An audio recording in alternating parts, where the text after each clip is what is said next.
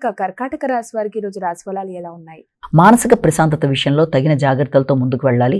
ఇబ్బంది పెట్టే వ్యక్తులతో తగిన దూరంగా ఉంటూ ప్రశాంతతని పెంపొందించుకునే విధంగా వీలైనంత వరకు మౌనాన్ని ఆశ్రయిస్తూ ముందుకు వెళ్ళడం బట్టి సమస్యల్ని అధిగమించడానికి అవకాశం అనేది ఉంటుంది. అదేవిధంగా మౌనంగా ఆధ్యాత్మిక ఆలోచనలతో ఆధ్యాత్మిక చింతనతో ముందుకు వెళ్ళడానికి మీరు చేసే కార్యక్రమాల్లో ఆటంకాలు లాంటివి ఎదురవుతున్నప్పటికీ వాటిని అధిగమించడానికి ప్రయత్నం చేస్తారు. తండ్రి యొక్క ఆరోగ్య విషయంలోనూ దూర ప్రయాణాల విషయంలోనూ మొదలైన వాటిల్లో చిన్నపాటి ఆటంకాలు కొంత ఇబ్బంది పెట్టే అవకాశం ఉన్నప్పటికీ మీరు తగిన విధంగా ప్రయత్నాలు చేస్తూ ముందుకు వెళ్ళినట్లయితే అన్ని విషయాలు అనుకూలంగా ఉండే అవకాశం లాంటిది ఉంది. సింహరాశి.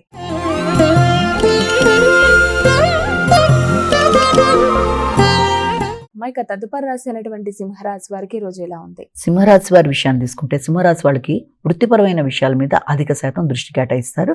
ముఖ్యంగా ఏదన్నా పెట్టుబడుల కొరకు చేసే ప్రయత్నాలలో అది కూడా తల్లి తండ్రి యొక్క పెద్దలు మొదలైన వ్యక్తుల యొక్క సహకారంతో ముందుకు వెళ్ళడం చేసే కార్యక్రమాల్లో, స్థిరాస్తులు పెంపొందించుకోవడానికి చేసే వ్యవహారాల్లో, అలాగే వ్యాపార వ్యవహారాలను ఇది చేసుకుంటూ ముందుకు వెళ్ళడం చేసే కార్యక్రమాల్లో చిన్నపాటి ఆలస్యాలు ఆటంకాలు కానీ అనుకోని ఇబ్బందులు కానీ ఎదుర్కొనే అవకాశం ఉంది కనుక వీలైనంత వరకు వాటిని అధిగమించాలి. తల్లి యొక్క ఆరోగ్య విషయంలో శ్రద్ధ తీసుకోవాలి. గృహ వాహన విషయాల మీద శ్రద్ధ తీసుకుంటూ ముందుకు వెళ్ళాలి.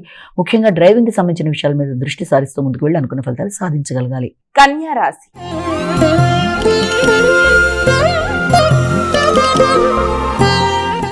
ఇక కన్యా రాశి వారికి ఈరోజు ఎలా ఉంది? కన్యా రాశి వారికి మీ యొక్క ఎఫర్ట్స్ అంటే మీ యొక్క సామర్థ్యాలు ఉపయోగిస్తూ అనుకున్న సమయంలో అనుకున్న పనులు సాధించడానికి అధిక శాతం కృషి చేస్తూ ముందుకు వెళ్ళడానికి తీవ్రంగా కృషి చేస్తారు. ఆ విషయంలో మీరు ఆశించిన స్థాయిలో వ్యక్తుల యొక్క సహకారం లభ్యం కాలేదు అన్న విధానంలో కొంత మానసిక ఘర్షణ ఉన్నప్పటికీ కూడా దాన్ని అధిగమించడానికి ప్రయత్నం చేస్తారు. నూతన స్నేహ సంబంధాల విషయాల్లో, మైత్రి బంధాలు పెంపొందించుకోవడంలో, స్నేహ సంబంధాల విషయంలో తగిన జాగ్రత్తలతో ముందుకు వెళ్ళాలి. ముఖ్యంగా మీ యొక్క తోబుట్టువులతో కానీ స్నేహ సంబంధాల విషయంలో కానీ ఆచితూచి వ్యవహరిస్తూ ముందుకు వెళ్ళాలి. అనవసరమైన ఘర్షణలకి దూరంగా ఉండాలి.